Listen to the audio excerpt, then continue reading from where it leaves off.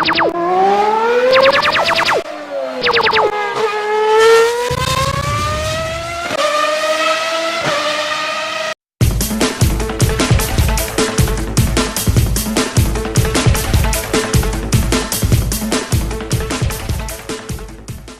a starting price of $13,535, the Chevrolet Spark leaves no doubt about what it intended to be: affordable transportation.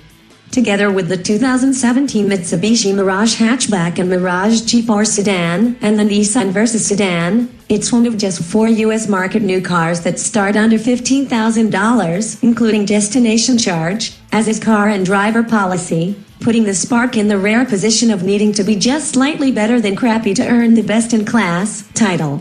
Instead of aiming for the very low bar set by its competition, Chevrolet actually overshot the market by a good margin. Redesigned for 2016, the Spark is better than its predecessor in almost every way. While the Spark's shape remains unmistakably budget class, small dimensional changes for this second-generation car buck the industry trend and actually shrink its size.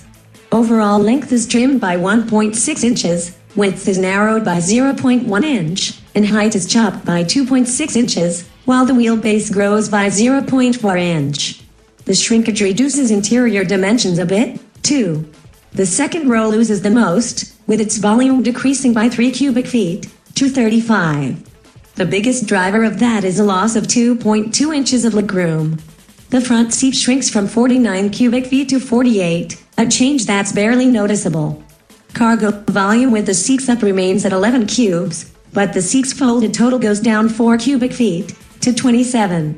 While we're on the topic of cargo space, there are 2 things Chevy could have done to make this car a lot more practical. First, it's disappointing that the luggage cover doesn't rise with the hatch. It would have taken a dime's worth of nylon string and a single fastener to attach the featherweight cover to the liftgate. The other issue is the awkwardness of the cargo hold. No matter what you decide to put in there, when it comes time to remove it, you have to lift it up, then out. The space is tight, and moving heavy things may prove to be cumbersome to some.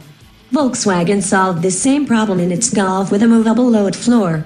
In the Spark, the split rear seats fold in a 2-step action, seat bottom then backrest, to reveal a mostly flat surface, at the cost of some legroom for those up front, because the seat pans tuck into the footwells and can require the front seats to be scooted forward depending on your seating position. Chevrolet claims the new Unibody is stiffer than its predecessors in that this allowed for a finer degree of chassis tuning. It shows.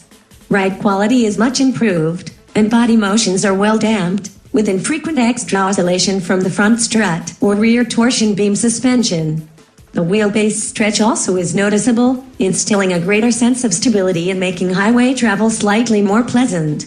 The brakes, like the chassis, proved stout, not in outright stopping power. The 177-foot stop from 70 miles per hour is merely adequate and no better than the last Spark, but in resistance to fade during repeated use. A lot of smaller cars, we're looking at you, smart for 2, teeter between ruts on the highway, giving occupants the feeling of misalignment or, worse, instability. Not so in the Spark. The steering is light on the way to its 0.82 grams limit, but those looking for sports car responses should instead check out the new Corvette Grand Sport.